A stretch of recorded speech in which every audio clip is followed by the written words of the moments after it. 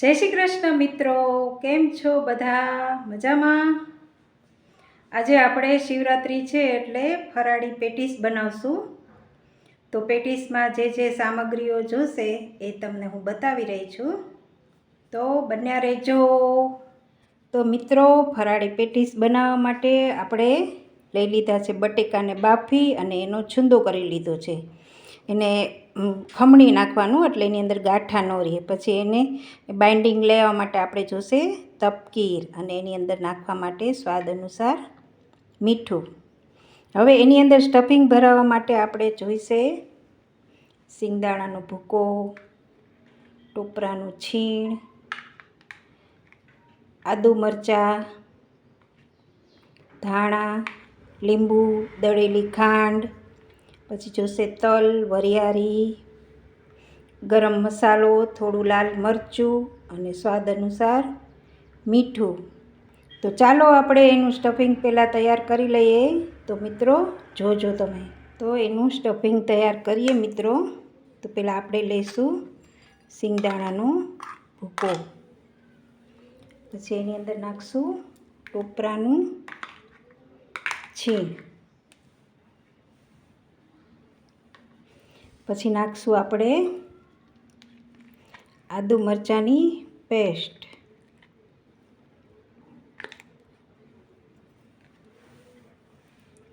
પછી નાખશું આપણે તલ,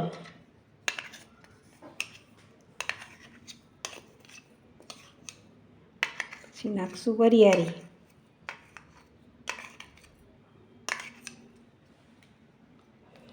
પછી નાખશું ગરમ મસાલો, પછી નાખશું આપણે દળેલી ખાંડ. તમને જેવું ગળ્યો મસાલો જોતો હોય એટલી નાખવાની. પછી નાખશું લીંબુ, અડધું લીંબુ છે. પછી નાખશું કોથમરી,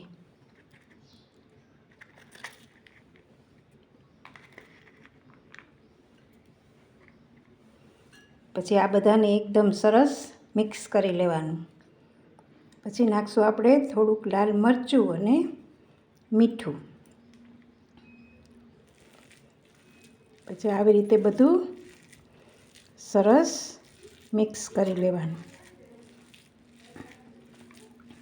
મિત્રો, આપણું સ્ટફિંગ હવે થઈ ગયું છે તૈયાર. હવે આપણે બટેકાનું ઉપરનું પડ બનાવીએ ને એને કરી લઈએ આપણે. હવે મિત્રો, બટેકાનું પડ બનાવવા માટે આપણે એની અંદર નાખશું સ્વાદ અનુસાર મીઠું,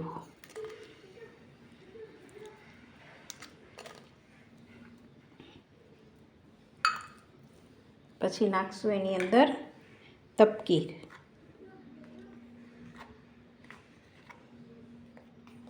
જેથી બાઇન્ડિંગ આવે. આપણે એનું પડ બનાવીને તો પડ તૂટે ને એટલા માટે આપણે બાઇન્ડિંગ માટે તપકીર નાખવાનું.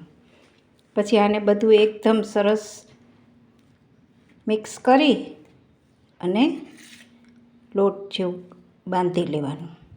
તો મિત્રો, હવે આપણે પેટીસ બનાવવા માટે તૈયાર કરી લઈએ. તો થોડોક તેલવાળો હાથ કરી લેવાનો. પછી જે આ માવા તૈયાર કર્યું હોય ને બટેટાનું, જેવડી સાઈઝની કરવી હોય એટલું લેવાનું.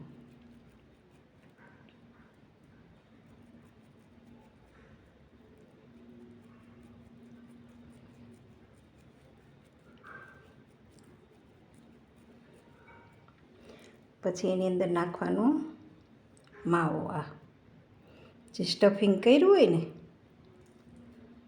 એ અંદર ભરવાનું. આમ આપણે જેમ કચોરી વાળીએ ને એવી રીતે વાળી લેવાનું.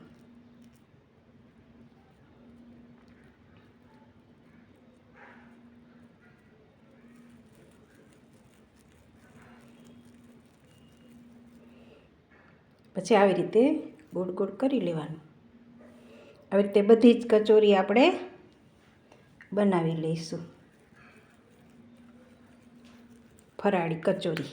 જામનગરમાં ફરાળી કચોરી કે બધાય.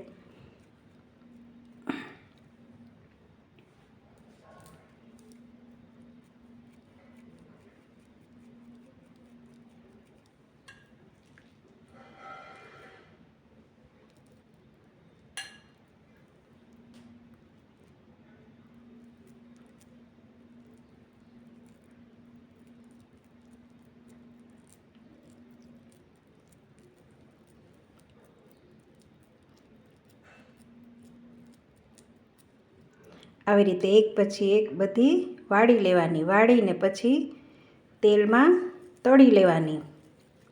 પણ તળતી વખતે થોડુંક આને છે ને તપકીરની અંદર બોળ્યું હોય તો બોળવાની.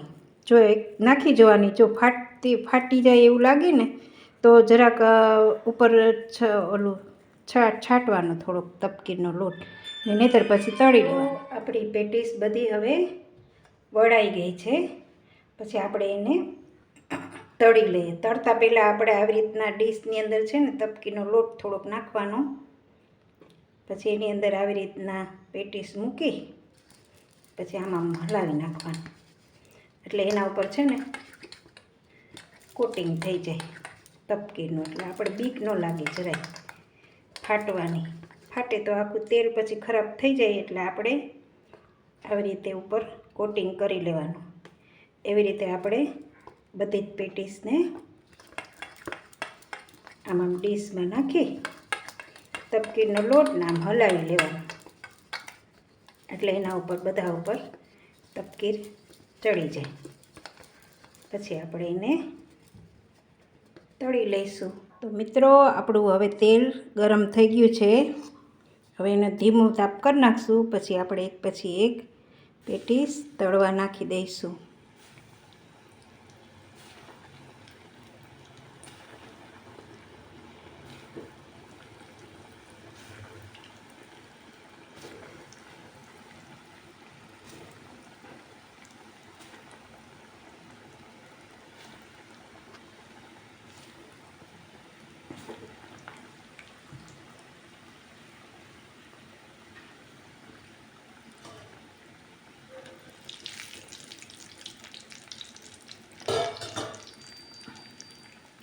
થોડીક વાર થાય ને પછી એને હલાવવાની, નહીંતર તૂટી જાય પેટીસ. તમે લોકો કેવી રીતે બનાવો છો મિત્રો મને જણાવજો. હું તો આવી રીતે બનાવું છું. તમે કેવી રીતે બનાવો છો મને કહેજો.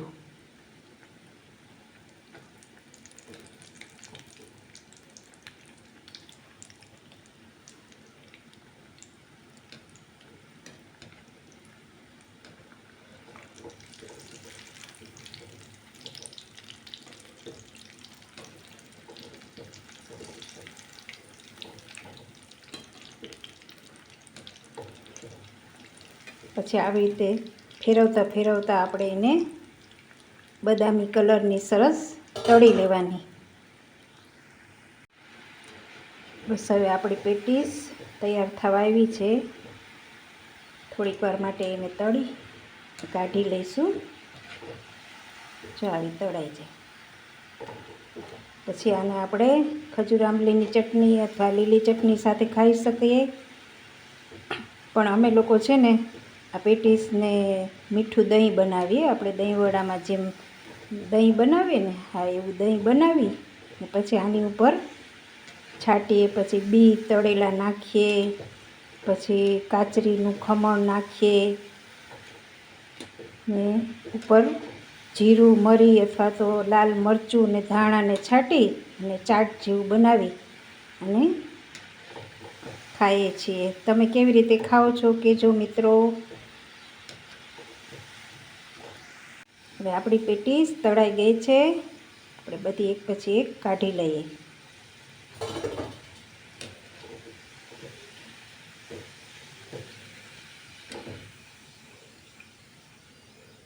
મિત્રો આપણે પેટીસને સર્વ કરી લઈએ. પેટીસ લેવાની, પછી એની ઉપર દહીં નાખવાનું.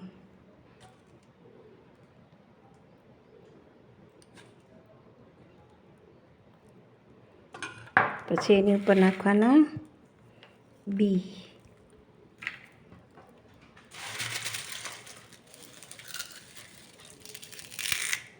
પછી થોડોક આપણે વેફરનો ભૂકો, પછી ધાણા છાંટવાના. તો તૈયાર છે આપણી પેટીસ. તો ચાલો બધા જમવા. તો મિત્રો આપણી ફરાળી થાળી થઈ ગઈ છે તૈયાર. આ છે પેટીસ દહીંમાં નાખેલી, પછી વેફર, બી અને આ સામાની ખીચડી છે અને આ છે મરચું. તો ચાલો બધા જમવા.